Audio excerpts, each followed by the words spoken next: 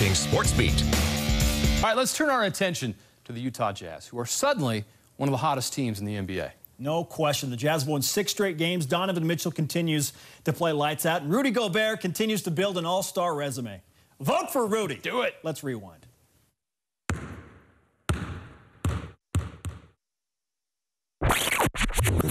Welcome to Vivint Smart Home Arena. It's a Monday night in Salt Lake City, and the Jazz wrapping up a 4-game homestand, and so far, so good. Eagles on the wing now straight away with Gobert. Running the screen, down to 4-3. Got it. Here's Kyle Korver's coming around the screen. Straight away 3. Yes, sir. Knocks it in. Slow-mo Joe, corner 3. Kyle, 2 assists. Less than a minute to go. Can tie or take the lead here? And they're going to give an offensive foul. Joe Ingles having a little chat with Blake. How about that play? Grayson Allen with a huge block by the rookie. Korver, 3. Yes!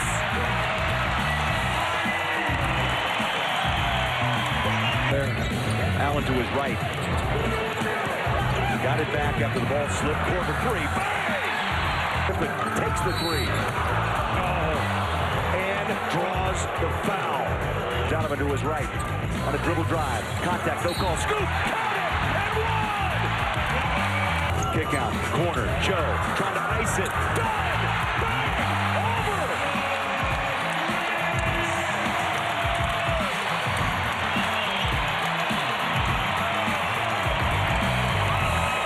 Welcome back to Staples Center. It's a rainy night in Los Angeles. The Utah Jazz on the road will take on the LA Clippers. Donovan Mitchell. Here's Korver working behind. D-phase. Long 3. Up. Bang.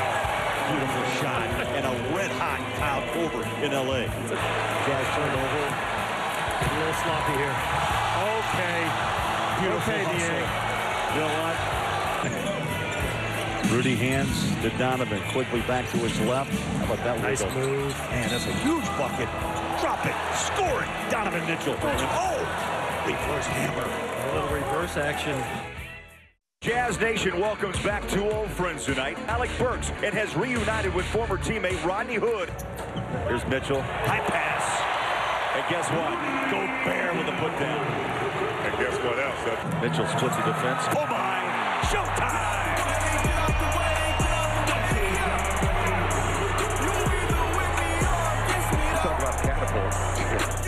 Sadi's hit in. There's that lob up top in favor of ought to buy him dinner. That's a beautiful pass. Win, win, win, win. These ops ain't lit. Mommy. Win, win, win, win. Start chasing that chip. Stop. Win, win, win, win. Yeah. Knocked away by Korver. Grayson Allen to the rim. Hammer it. Pre-game, this is what Donovan likes to do. Hand his shoes off and look at the reaction of those 2 young ladies. I mean, that to me is the moment. You're getting more home games, and you're getting more days off. Utah Jazz beat writer Tony Jones of The Athletic joins us next in studio. Why Donovan Mitchell's dominating again. Is Rudy Gobert an all-star? And will the Jazz be aggressive at the trade deadline? Kick out, corner, Joe trying to ice it. Done! Thank you, Joe Ingles, for inspiring us. We relive another famous kiss in our Jazz archives. Jerry Sloan and Dennis Rodman. Must-see SportsBeat right after this.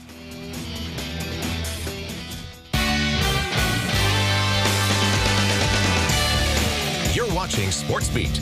Murdoch Automotive, no regrets play of the game. Rose looks to go. 2 seconds. Rose off balance. It doesn't matter because he drilled it. Jazz fans know all about Derrick Rose this season. Hashtag 50 points. Minnesota Timberwolves guard providing our Murdoch play of the day. Rose scored 31 tonight, 29 points in the second half, and none bigger than the final shot you just saw. 116-114 over Phoenix. Jazz, by the way, played the Timberwolves twice this week. That's former Jazz man, Derrick Rose. Oh, yeah, my bad. He was here for one day. My bad. Don't forget.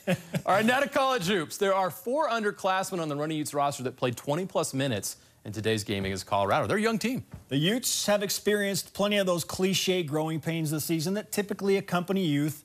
But there are also signs of growth on this team. That was clearly evident this afternoon. Boy, they look good. The Utes going with the gray uniforms today. What do you think, Utah fans? No. I know some don't like it. If they play like this in them, though, maybe they should wear them more often. A steal leads to a Booth Gotch hammer. Seconds later, another steal, and this time, Gotch is sharing. Turnover. He's got it again. He'll throw it off the backboard for a two-hand hammer. These two freshmen didn't play like freshmen. The future is bright up on the hill. Another steal, another Gotch to Allen finish coming up. Timmy Allen had 21 points, 10 rebounds, and 4 steals. Part of a 23-4 run for the Utes. Okay. 23-4. Cedric Bearfield was part of it, too. The senior had 22 points. He made 5 threes. The Utes up 21.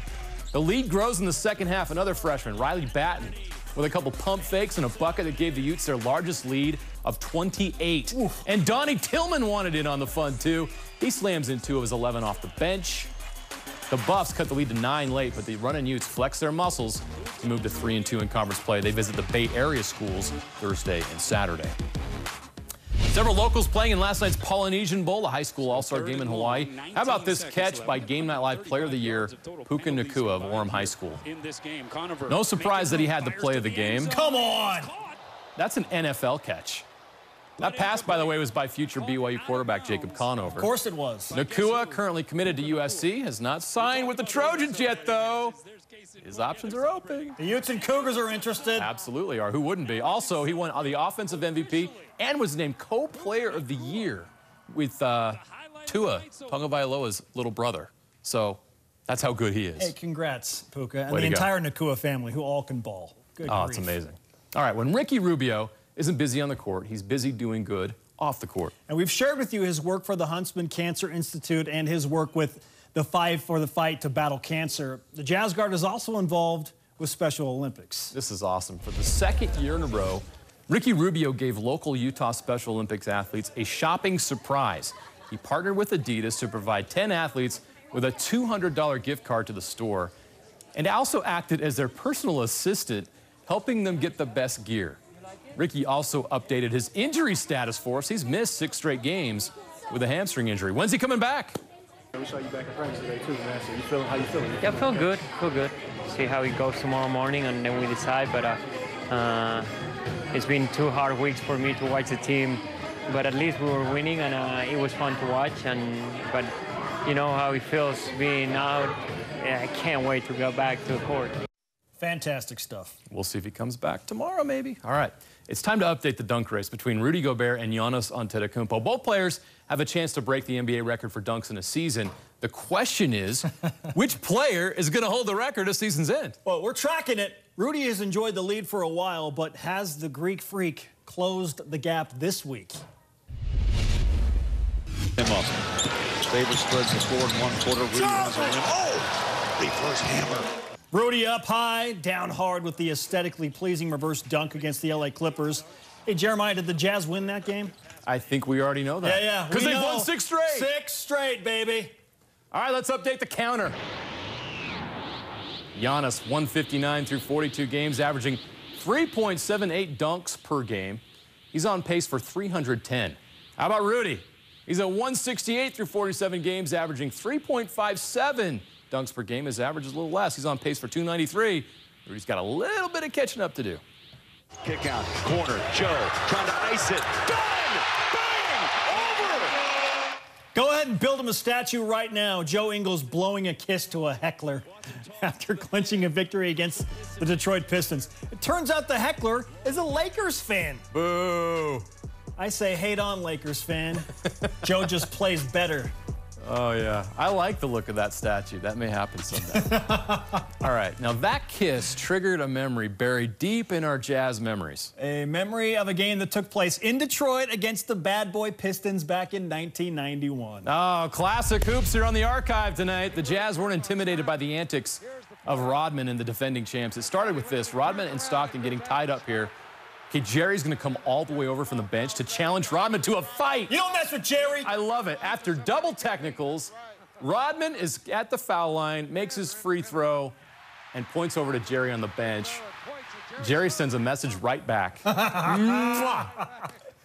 up, Dennis. Rodman ends up getting ejected for the gesture towards Jerry, while Rodman leaves the court. He and Jerry get into it again. They have to be separated. I can't believe this is real. Meanwhile, Rodman's running in front of Stockton as he shoots the free throw. Oh, it's so good. I miss classic NBA. He's been covering sports in Utah for more than a decade. The last few years on the Utah Jazz beat at the Trib. You can read his work now on The Athletic and follow him on Twitter at @TJones on the NBA. Tony Jones is our guest tonight. Thanks for having me. We go all the way back to your prep beat days. Way back. It's been a long time. The Out of Bingham days. Yes, and it's been cool to see you get to the point where you are now. It's also cool to see somebody from the East Coast make Utah their home. Yes. Why do you love it here? I love it because it's such an underrated sports market in terms of you have the Jazz, you have Utah, you have BYU, you have RSL. The fans are very vociferous and they're very knowledgeable. And I love it because, you know, it's a great place to raise a family, and I'm raising a family, and so it's definitely been a good spot to call home. We even have some family over here making faces at you, so yeah. Always supporting. Yes, yes, these are these haters that we talked about yes. off camera. So they're even in our own family. Well, let's dig into the Jazz here. Wow, times can change pretty quick. 6-game winning streak.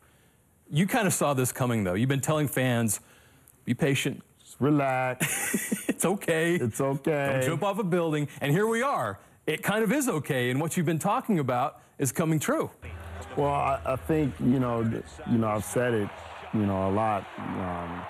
You know, that schedule has been, you know, it's been very non-conducive to playing good basketball because, you know, number one, the strength of the schedule, and number two, you know, the amount of road games, and you triple that with, you know, the lack of days of rest in between. So now the schedule's lightened up in terms of the schedule strength. You're getting more home games, and you're getting more days off in between to practice and rest and prepare. So, you know, that hasn't been all it has been. I mean, the defense has really improved. The Jazz have fixed some things there, and they fixed some things in some other spots. But, you know, when you have a schedule that's conducive to playing good basketball, if you're a good basketball team and the Jazz are a good basketball team, you're probably going to play good basketball. So Donovan Mitchell seems to have flipped a switch. You've probably had some conversations with him. What's changed in the last 8 to 10 games with Donovan Mitchell? Well, his reads off the pick and roll have gotten demonstratively better.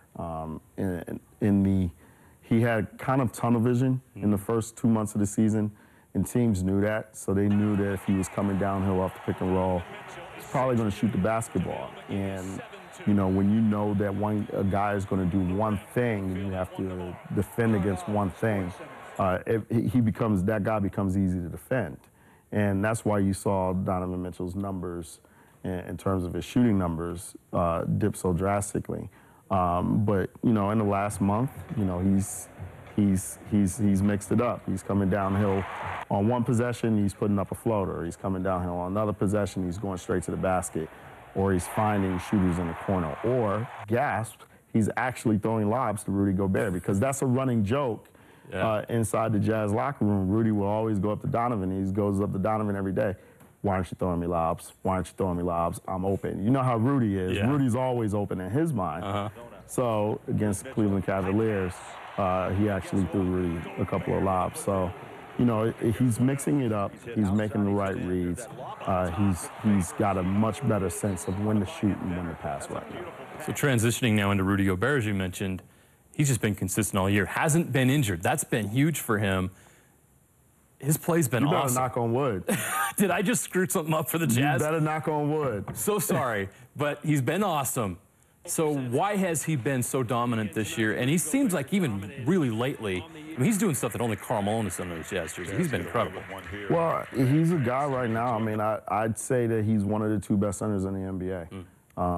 You know, I know Nikola Jokic is having a great season in Denver, but, you know, in my mind, to me, the 2 best centers in the league are Rudy and Joel Embiid. And you could put those two, and you could flip it in terms of, you know, what the order is or whatever. I won't argue with you on that, but I think that those 2 guys are the 2 best centers in the league. And he's become a two-way star. Obviously, the defense has always been there, and he's even taken that up to a kind of career level in the last month. But offensively, this is the best that we've seen Rudy offensively in terms of the gravity that he commands rolling down the lane. His hands have gotten a lot better. He makes traffic catches a lot more frequently than he used to earlier in his career. He's one of the best finishers in the league. He's one of the best offensive rebounders in the league. He's an underrated passer, so you can run a lot of your offense through him, and Quinn Snyder does up in that high post area a lot. One of the other things that he's doing, he's actually finally posting up, using his base as a strength, and then actually going up strong and scoring in post-up situations. So he's a guy that feeds off of perceived disrespect. Yes. And he gets a lot of that. Yeah. You know, there are a lot of people who I don't think recognize how good he is, and I think that he feeds off of that. And you've seen that in the last month or the last 6 weeks, how good he's been. Should he be an all-star? Yes. Is he going to be an all-star? It's going to be hard, isn't it? Very debatable. The West is just so full of great players. The West is full of great players. I think he should be. But, you know, if Luka Doncic makes the all-star team, that takes us away a spot from somebody. And it's probably going to take us away a spot from Rudy. Now, that being said, if the Jazz continue on this run and, you know, by February 1st, they're potentially in the top 5 of the Western Conference or top 6, you can make a case that you know, the coaches and the players could open something up for him. Well, you mentioned the respect he doesn't get sometimes. I think the coaches in the league know exactly who he is, so that should definitely help his cause. Absolutely. All right, another big date, February 7th, trade deadline. Trade deadline. It's like Christmas for Tony Jones, right? Or not. Opposite of Christmas. Same effect, opposite. Okay, so it's going to be a crazy day, and I wanted to get your thoughts on the Jazz. I mean, Dennis has been aggressive on trade deadlines in the past, and it seems like even now there's a chance to be a buyer. Do you expect the Jazz to be very aggressive? Obviously, they don't have any control over whether the deal gets done, but I absolutely expect them to be aggressive in listening to what the marketplace says. And, you know, I think it's a balancing act for the Jazz right now, because you can make a case that they should be aggressive on the market, but they also don't want that aggression to take them out of the free agent market, because they absolutely want to be aggressive on the free agent market this summer. So it could be an either-or thing, and I don't think that they want to close any doors for themselves. So I think what you're going to see, I think you're going to see them listen to what the marketplace says. And if there's something that makes sense, and it makes sense in terms of this will make our team better, and it's a no-brainer, I think that they wouldn't hesitate to do something. But I think you're seeing what you've seen in the last month is how much better the Kyle Korver trade has made the Jazz, specifically offensively, because it's opened up so many driving lanes for Donovan Mitchell. It's taken a lot of pressure off of Joe Ingles, because Joe Ingles is now not the only shooter on the team. And it's helped the spacing of the offense pretty immeasurably. So I think that the Jazz have really made a move that's helped them. But in making that move, obviously they've created a trade exception for themselves that they could use at trade deadline time. So I think it's going to all depend on what's available, who's available, and what kind of sense does it make for the Jazz, and what are the ramifications financially long term. Expiring contracts, they've got a lot of flexibility. A lot of flexibility. And they could get ahead of the game, kind of like what Oklahoma City did with Paul George, and go out and get maybe that guy that they like. So we'll see. I kind of feel the same way. I think like they could be very aggressive at the trade deadline. So Tony, thanks so much. Hey, check out his article in The Athletic. He just wrote about that Jazz defense that's killing it right now. Trust me, it's worth the cost. Just sign up for The Athletic. Tony, thanks so much. Appreciate it. Thanks for having me. Yeah, and we'll see how the Jazz do this week. 5 straight games against division opponents. It's a big week. It's a big week. You got Portland, you got Denver, you got Minnesota, and you got Minnesota again, then you have Portland again. That Denver game's going to be fun. Yes, yes. Awesome. Portland and Denver will be fun. Yes. Coming up next, the Utah women's basketball team 16-1 this season, thanks in part to a fab freshman class. Get to know these 4 fun ladies next. One of the reasons for the Utes' success this season is the play of their talented freshman class. It's not easy joining a program and having an instant impact. That's exactly what these Fab 4 freshmen on the Utah women's basketball team have done. If you're not paying attention yet, you probably should. My name is Naya. My name is Andy. My name is Dre. And I'm Drew. There was none of this. Yeah, that's all them. I just stay like this.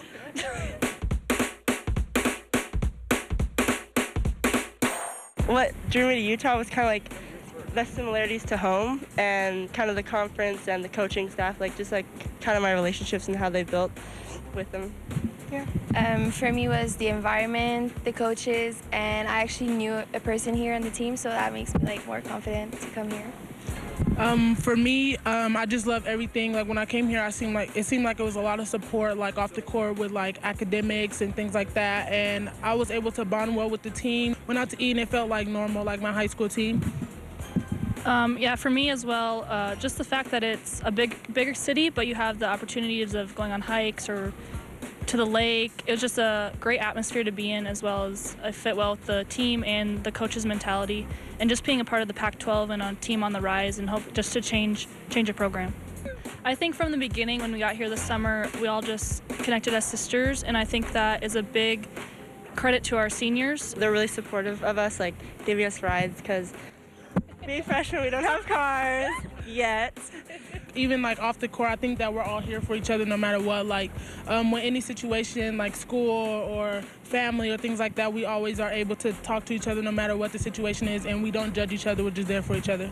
We're now exceeding expectations, but I don't think that was a specific goal. We just wanted to get better as a program and as a team. Like we focus on what we have to do first before we focus on anyone else.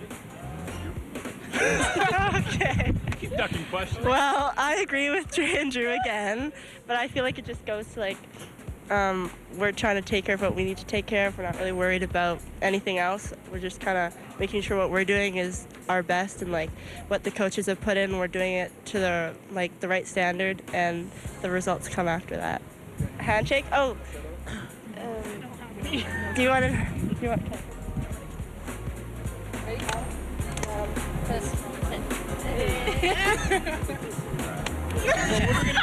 What is it like coming to a different country and having to speak your second language? Do it. It's for sure pretty hard to adjust, like explaining stories and like talking and understanding everything. But I think I'm doing pretty well with English. Hey mom, hey dad, hey grandma, hey I'm just hey Canada. For real. Hi mom too. Salut tout le monde au Québec. Let's go, go Utes! Oh yeah. Yeah, we there. Anyway. Go Utes. Go Utes.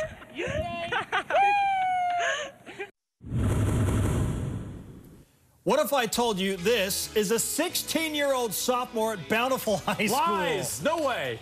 It's impossible! This plus a series of buzzer beaters next. Great clips of the week. About Virginia before the game. Time for a heave from Elijah. And it's good! Syracuse knocking off Duke from earlier this week. That wasn't the game winner, but still pretty awesome. It factored They go underneath the Holland, who puts it up, and Utah Valley wins.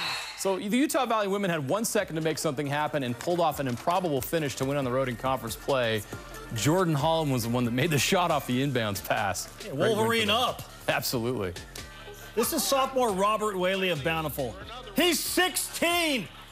The son of former Utah Jazz player Robert Whaley. I don't remember a senior ever doing this, let alone a sophomore, steal around the world. Good grief, JJ. What are kids eating these days? Wow. It was a big deal when somebody dunked, period, in high school. I know. And now they're doing this. Ridiculous. We have 4 others close to this we could have showed you. Come on.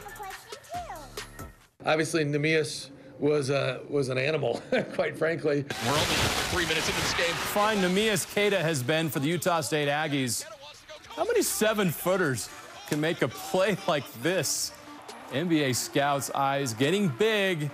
Just watching this big man from Portugal play this year. 18 points, 11 rebounds, 3 blocks, and a 15-point win over Colorado State. Look at this. Fans at the Spectrum, Spencer, have energy again. There's life in that program. It's a beautiful thing. It's meant to be.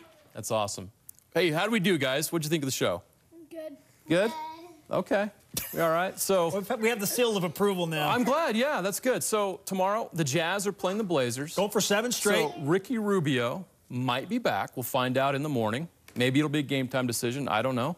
But that's exciting. And so the Jazz will try to make it 7 in a row on Monday. We'll have highlights of that coming up at 10. Yeah, more importantly, can Rudy get another dunk and keep his lead on Giannis? That's what we're really following. You guys want to say bye to everybody at home? Bye.